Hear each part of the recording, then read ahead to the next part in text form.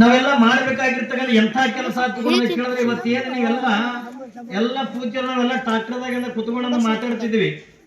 ಏನ್ರಿಪ್ಪ ಇದು ಏನ್ರಿ ನೋಡಕ್ಕೆಲ್ಲ ಮಹಾರಾಷ್ಟ್ರ ಚಿಕ್ಕದಾಗಿರ್ತಕ್ಕಂಥ ಗ್ರಾಮ ಇದ್ರು ಒಂದು ಕಡೆಗೆ ಅಲ್ಲಿ ಇನ್ನೊಂದು ಬೋರುಟಿ, ಅದಕ್ಕೆ ಯಾವ ಬೋರುಟಿನ ಅಂತಾರಲ್ಲ,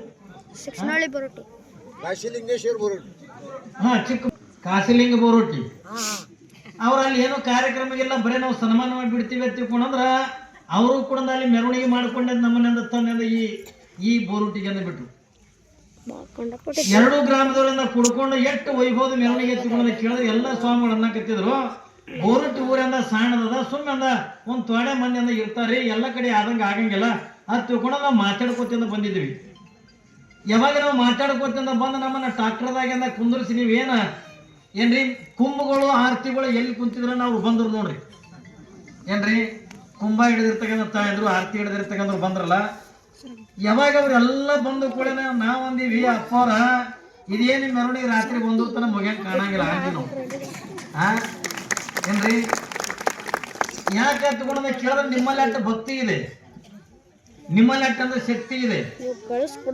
ಬಸವಣ್ಣ ಒಂದು ಮಾತನ್ನ ಹೇಳ್ತಾನೆ, ಭಗವಂತ ಯಾರಿಗೆಂದ ಬಲಿತಾನ, ಪರಮಾತ್ಮದ ಯಾರಿಗೆಂದ ಪ್ರತ್ಯಕ್ಷನಾಗ್ತಾನೆ, ಪರಮಾತ್ಮ ಯಾರಿಗೆಂದ ಬಲಿತಾನ ಅಂತ ಶಿವನಲ್ಲ.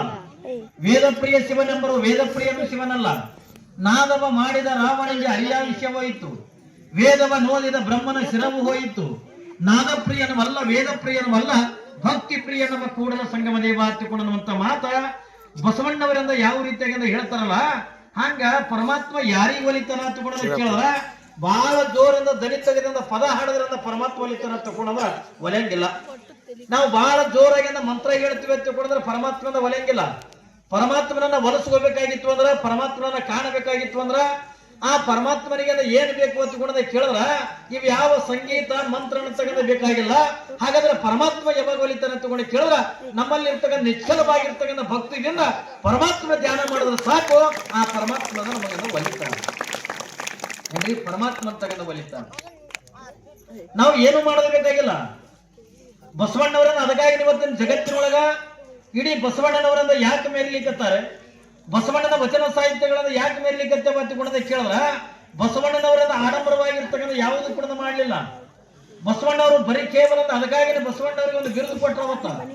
ಈಗ ಹೆಂಗೆಲ್ಲ ಡಾಕ್ಟರೇಟ್ ಅನ್ನ ಕೊಡ್ತಾರ, ಹೆಂಗೆಲ್ಲ ಇನ್ನಿತರ ಪ್ರಶಸ್ತಿಗಳನ್ನ ಕೊಡ್ತಾರಲ್ಲ, ಆದ್ರೆ 12ನೇ ಶತಮಾನದ ಒಳಗ ಬಸವಣ್ಣಗೆ ಒಂದು ಎತ್ತಿಕೊಂಡಂತ ಪ್ರಶಸ್ತಿ ಕೊಟ್ಟರು ಬಸವಣ್ಣವ್ರಿಗೆ.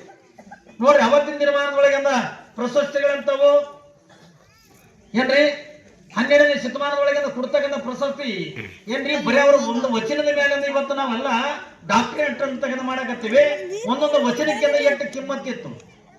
ಇವರು ಚರಂದ್ರನ್ನ ಮಾತಾಡಿರ್ತಕ್ಕಂಥ ಮಾತುಗಳೇ ವಚನ ಅಂತಂದ್ರೆ ಬೇರೆದೇನಲ್ಲ. ಅವ್ರು ಏನು ಮಾತಾಡ್ಯಾರಲ್ಲ ಅವೆಲ್ಲವೂ ಕೂಡ ವಚನ. ಅದು ನಾವು ಮಾತಾಡಿದ್ದು ಏನ್ರಿ ಶರಣರು ಮಾತಾಡಿರ್ತಕ್ಕಂಥದ್ದು ವಚನಗಳಾದವು. ನಾವು ಮಾತಾಡಿದ್ದು ನಮಗೆ ವಚನ ಆಗಲ್ಲ, ಹೌದಲ್ರಿ? ಶರಣರ ಮಾತಿನಿಂದ ಊರೊಳಗಿಂದ ಶಾಂತಿ ಸಮಾಧಾನ ತಗೊಂಡು ನಡೀತದೆ. ನಮ್ಮ ಮಾತಿನಿಂದ ಊರಾಗಿಂದ ಬೆಂಕಿ ಹತ್ತವಲ್ರಿ. ಮಾತಿನಿಂದಲೇ ಜಗಳ, ಮಾತಿನಿಂದಲೇ ವಿರೋಧ, ಮಾತಿನಿಂದಲೇ ಎಲ್ಲಾನು. ಮನೆಯಾಗಿಂದ ಗಂಡ ಹೆಂಡತಿ ಜಗಳ ಆಡೋದು ಎದ್ರ ಸಲುವಾಗಿ ಜಗಳ ಆಡ್ತೀರಿ?